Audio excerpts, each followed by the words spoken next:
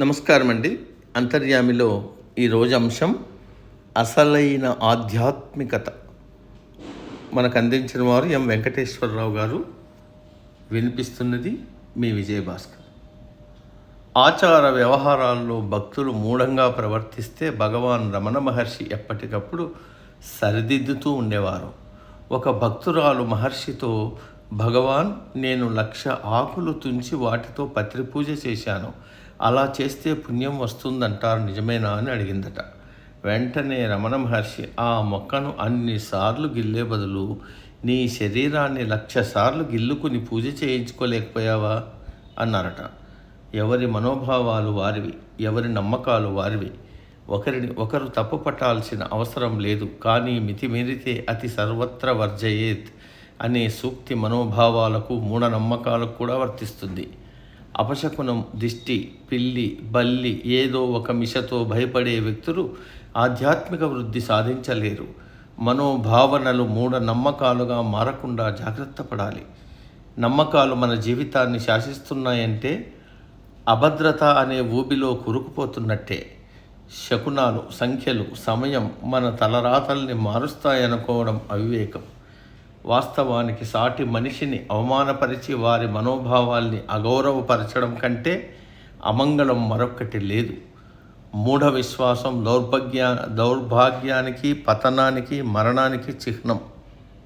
మూఢనమ్మకం మనిషికి శత్రువు అన్నారు వివేకానంద. ఆధ్యాత్మికతను, ధార్మికతను కేవలం మనోభావనలకు, మూఢనమ్మకాలకు పరిమితం చేయకూడదు. భవబంధాలకు అతీతంగా ఆధ్యాత్మిక అభ్యున్నతి సాధించాలి. నేటి సమాజంలో చాలామంది విద్యార్థికులు మూఢనమ్మకాల విషయాల్లో అనాలోచితంగా ప్రవర్తిస్తున్నారు.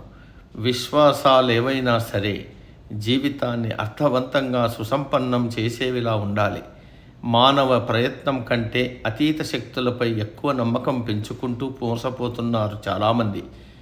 ఎదుటి వ్యక్తిలో కనిపించే బలహీనతలను ఆసరాగా చేసుకుని ఫలానా పని చేస్తే అదృష్టం తలుపు తడుతుందని, రంగురాళ్ళు ధరిస్తే దరిద్రం తొలగిపోతుందని మోసగించే వాళ్ళు నానాటికి పెరిగిపోతున్నారు.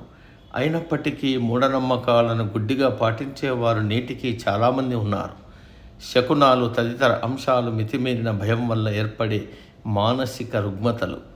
మనలో ఆత్మవిశ్వాసాన్ని, స్వచ్ఛతను, సానుకూల దృక్పథాన్ని, ప్రేమను, ధార్మికతను, ఆధ్యాత్మికతలను వాస్తవికతతో అనుసంధానం చేసుకోగలిగితే మూర్ఖ మనోభావాలు, మూఢ విశ్వాసాలు చలనం కోల్పోయిన శిలలుగా మిగిలిపోతాయి. మనిషికి కావలసినది ఆధ్యాత్మిక చైతన్యం. దానికి సంబంధించిన అపార నిధులు వేదాల్లో, ఉపనిషత్తుల్లో మెండుగా ఉన్నాయి. ఉపనిషత్తుల ద్వారా లోకమంతా జీవశక్తిని, ఆధ్యాత్మిక బలాన్ని పొందగలుగుతుంది అన్నారు ఋషులు. మూర్ఖ మనోభావాలు, మూఢనమ్మకాల నుంచి విడుదల లభించినప్పుడే మనిషికి అసలైన ఆధ్యాత్మికత అవగతమవుతుంది.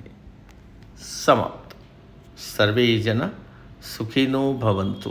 అందరూ బాగుండాలి, అందులో మనం ఉండాలి.